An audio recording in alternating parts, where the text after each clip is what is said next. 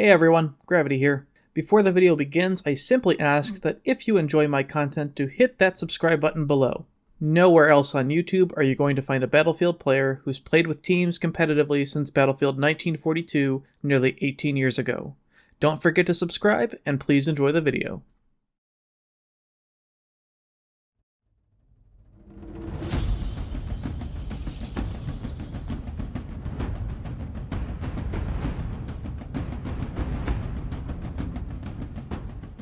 Over the nearly 20-year history of the Battlefield franchise, there have been several great maps worthy of praise. A few of these go on to become legendary, icons themselves of the Battlefield series, and appear time and time again through game engine upgrades and subsequent iterations.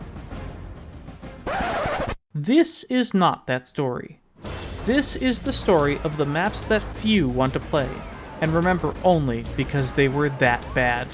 Maps which should never be remade. This is the story of the worst maps in Battlefield.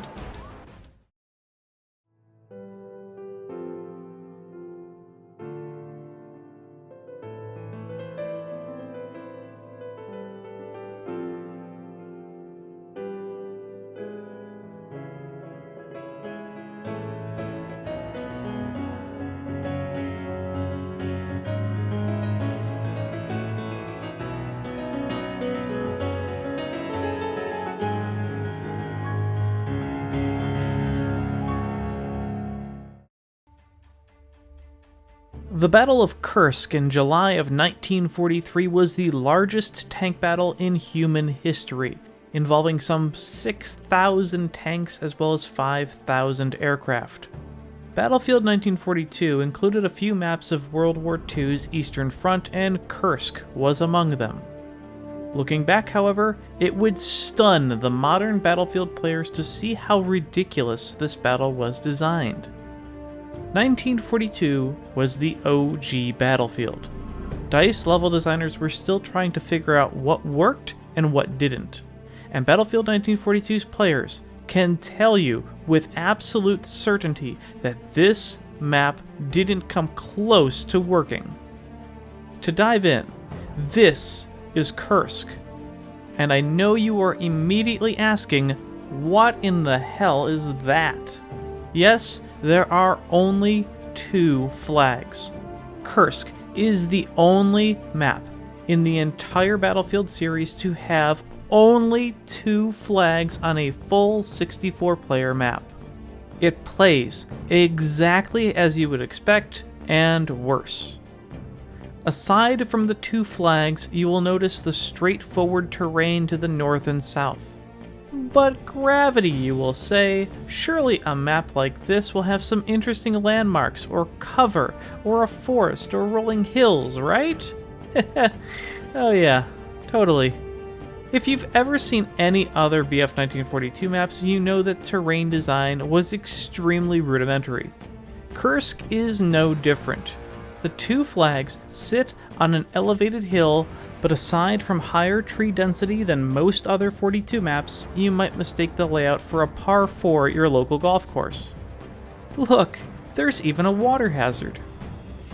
And then you might be wondering about that terrain feature winding its way around the flags. This is a set of cliffs, sometimes double stacked, in order to keep all ground forces on the low ground within. Yes, this map is even more restricted than you first thought.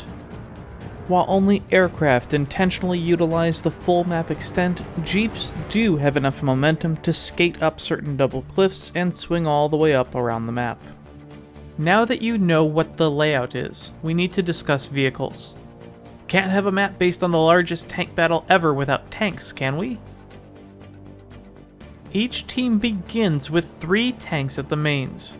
For the Soviets, it is 2 medium T-34-76s and 1 heavy T-34-85. The Germans possess 2 medium Panzer IVs and 1 heavy Tiger I. This may seem like a lot of armor for such a restrictive space, but don't worry, there's more. The team which possesses the work camp flag on the left is granted another heavy tank near the flag. while at the lumber mill, the controlling team gains 2 pieces of self-propelled artillery. The Germans gain 2 Wesp artillery pieces, and the Soviets gain 2 Katyusha, also known as the Stalin organ. So that is 4 tanks and 2 pieces of artillery that a team could have at maximum. While not massively historical tank battle numbers, that is a lot for the map size. While tanks were not invincible, the machine gun damage they could do was high even at range. On a flat map with next to no cover, having to walk a mile towards a tank or 2 was rough. Infantry players of BF 1942 had weird choices to make on Kursk. You could play anti-tank, but hitting long-range rockets was pretty difficult, and the hit reg made rockets dust on tanks, frequently causing no damage. Meanwhile, playing anti-tank meant you only had a bazooka and a pistol, making you near useless against other infantry.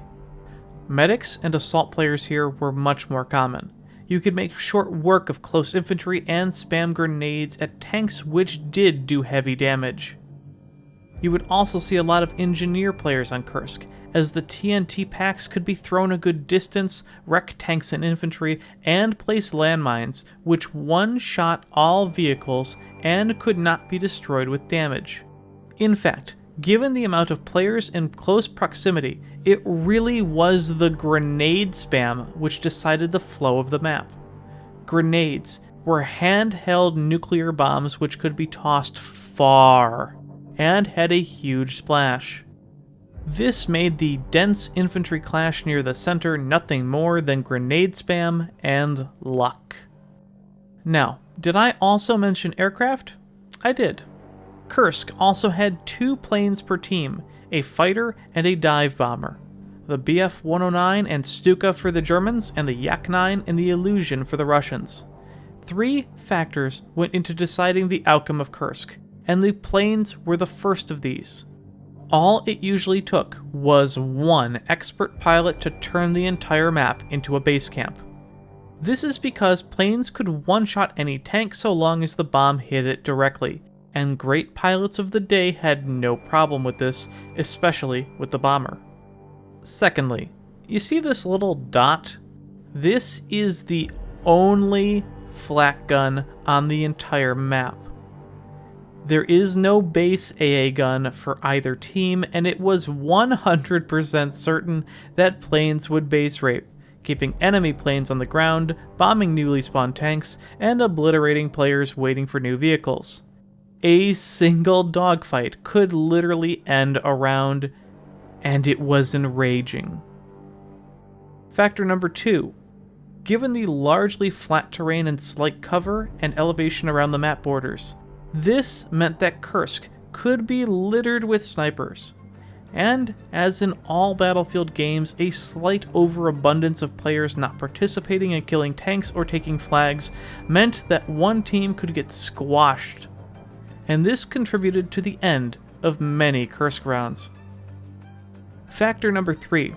Far and away the biggest problem of the map is the effect of a 2-flag capture, and 2 very close flags at that. Often, it didn't even matter how well either team was playing.